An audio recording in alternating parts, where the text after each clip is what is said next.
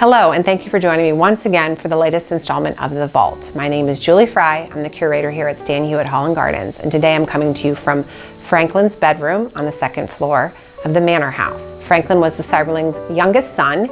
He was 7 when the family moved into Stan Hywet Hall in 1915, and really the only child that grew up here at Stan Hywet Hall. He left when he was a teenager and went to a boys' prep school in New Jersey called Lawrenceville Academy, and afterward attended college at Princeton.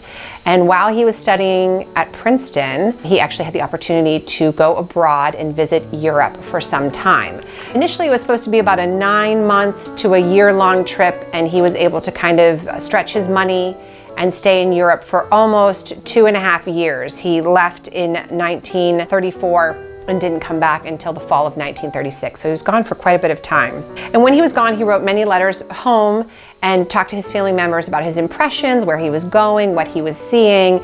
And he was being very young and adventurous, riding around Europe a lot of the times on a bicycle, sleeping in hay lofts, or kind of imparting on the company of strangers to take him in for the night.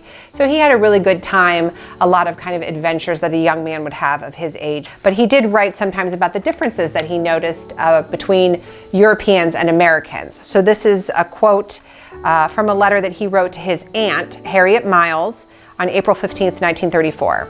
The chief difference which I notice is not one of a monetary, cultural, or avocational sort, but of tempo.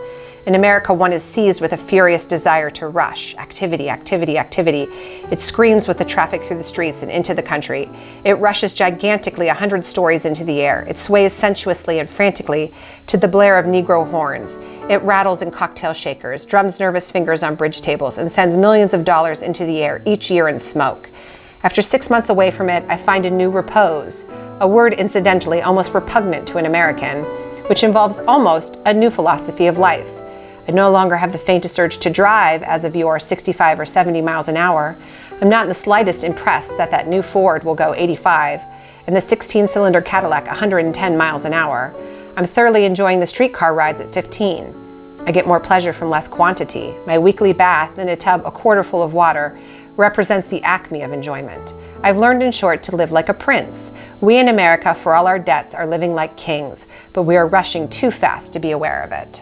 So Franklin really started to notice that difference in what he perceived as the American culture and European culture at the time. He talked about seeing Hitler speak when in Germany and got to really intersect with some interesting moments, which we'll probably cover in future Vault episodes, so stay tuned. So thank you for joining me once again for the latest installment of The Vault, and I will see you again next week.